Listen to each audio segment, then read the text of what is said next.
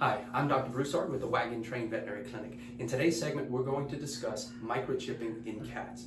My assistant Cole and I have put together a list of commonly asked questions. We're going to run through those to hopefully give you a better understanding of microchipping and if it's important to have your cat microchipped. Cole? Dr. Broussard, what does it mean to microchip your cat? So when we say that, we're talking about implanting a small chip, microchip, about the size of a grain of rice, into or under the skin of your pet, in this case cat. It is usually done in the scruff area, behind the neck, somewhere in there. Why? Because you try to do it in a universal place so that anybody who is looking for a said chip knows where to look. You wouldn't want to put it on a back leg. Most people are not going to scan a back leg. It's universally accepted that chips are going to be implanted in that region. So that's what we do. But it is a way to identify, not track, but identify your pet should they ever get lost or displaced and don't have any outer markings or tags on them. Why do veterinarians recommend cat microchipping? Basically for that reason. So you're looking at a guy that lost a dog a little over a year ago and he had collars and tags on as well, but let's say he turned up somewhere and his collar had fallen off. And somebody took him in and said, oh, look at this poor little stray dog. He's got no tag. He must be a stray. Maybe they keep him. And I'm not saying this in a malicious way, but there's no way for them to know who he is, who he belongs to, where he belongs, any of that. Well, let's say they take him into a vet clinic and that vet clinic scans him. Or let's do a different scenario. Let's say he gets picked up by animal control. And animal control, when they process him or take him in, is going to scan him. If that animal is microchipped, in this case cat, I said dog because I was talking about mine, but let's go back to cat. But if that cat is microchipped, then a very unique number is going to pop up when they are scanned. And when that association, organization goes to the database to search that number, then you as an owner, your information is going to pop up, and that way you can be reunited with your pet. So a very important way to do it. You can't always rely on tags. Yeah, for the common case, if you got a good Samaritan that finds your dog and they look on the collar, oh, look, that's Mr. So-and-so down the road, and they'll call you. That's great, but it doesn't always happen that way, especially on cats, because cats often wear breakaway collars. What does that mean? So if it gets hung up at all, if there's any pressure, heck, even if the cat scratches at it too hard, the buckle is designed to literally break away so they don't, well, hang themselves. So it's not all that dependable to rely on a tag or a collar to identify your cat. Microchip can do that for you though. Is microchipping dangerous or painful for my cat? Dangerous? No. You're implanting a sterile, benign, non-active device under the skin of your cat. So harmful? No. Painful? For about a second. It is a large bore needle that we have to use. Imagine a grain of rice, and a needle big enough to encompass said grain of rice has to go into the skin. So yes, it's a large gauge needle that we have to use. Other than that, it's done instantaneously and it's effective immediately. So other than that, done deal. Will my cat's microchip be able to tell my cat's location? Unfortunately, no. Unfortunately, no. It's not a tracking device. It's an identification device.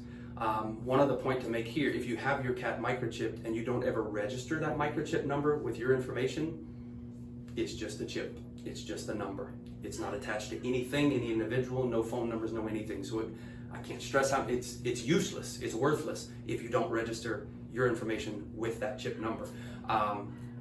But right now, that's all it is a chip number. So again, not to go through the whole process, but if that cat ever gets lost, gets scanned, it will only give them a number. And then you call the database, which the one we use is petlink.net. You can go online, you can call them, whatever. When you go there and you give them that chip number, they're going to look it up in their database and say, yep, that belongs to John Smith at 123 Oak Lane. And you get the point. But that's how they can be reunited with you as an owner. Who can scan my cat's microchip information? Most veterinarians nowadays, I can't speak for everybody, but most veterinarians have scanners that can be used.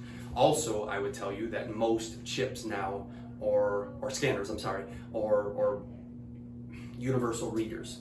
It used to be that if you had an Avid chip, only an Avid scanner would detect it. If you had a Waggin chip, only a Waggin. It's not like that anymore, not to my understanding anyway.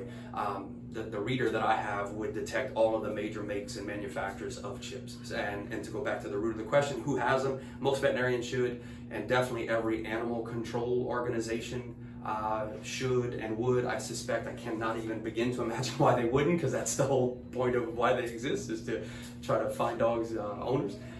But those are the two big agencies that would have that. When will a cat microchip be scanned? It should be scanned upon taking an animal in. So like if, as a veterinarian, so if a client comes in with a cat and says, oh look, I just found this cat, he's new, but he's so sweet, I think we're gonna keep him. Okay, that's great, and he might be a stray, but he should be scanned then, and that's what we try to do here. So anytime somebody comes in with a new pet, I try to just make it habit to just scan them. Not that I don't trust anybody, but I just want to know if it's theirs or not, or maybe this was some that belonged to somebody else. So that is why. And then of course the flip side is animal control. If your cat gets displaced and gets found and is picked up by animal control, then one of the first things they're going to do when they get back to the shelter is scan for a chip. And if it is chipped and it has your information associated with it, you should have your cat back pretty quickly. What if I forget or lose my cat's microchip information? Yeah, pretty common actually. You should be able to, again, with the various databases out there that store that information, you should be able to give them your information, like name, address, phone number, something like that, and they should be able to pull you up in their database and give you a list of the pets that you have registered with them or to your name. And then from that point, you can have that information reissued to you. So it's pretty easy to do. What is the difference between a GPS and an RFID device? Okay, so what we're talking about with all of this microchipping discussion that we're talking about, that is an RFID device. What does it stand for? Radio frequency identification is what it stands for. So the chip is a dormant thing. It has a scanner. When the scanner passes over the chip, it causes it to emit a signal, which contains just, in this case, it's usually a 16-digit number that comes up. That's all it does. Okay, that's all it does. You can't locate an animal, you can't track an animal. It just says, oh, here's an animal. Bleep. Oh, this is an animal with chip number 1, 2, 3, 4. And that's what it does. GPS, as most people know nowadays because it's so incredibly common, global positioning system.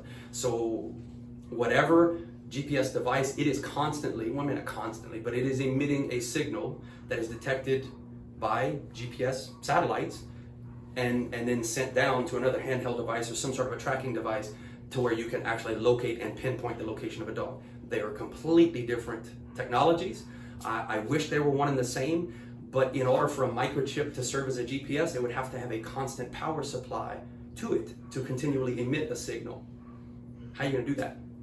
You can't. Like, there's no battery implanted, and if there was, it wouldn't last for the life of a cat. So right now, there's no feasible way. If you want a GPS technology, there are several companies that have collars that have GPS device on them.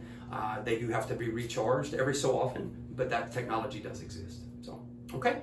All right. Hopefully that clears up any questions you had. I appreciate you guys tuning in. You got any questions, reach out to us, Facebook, call us, email, either way. And we look forward to talking to you soon. Thanks.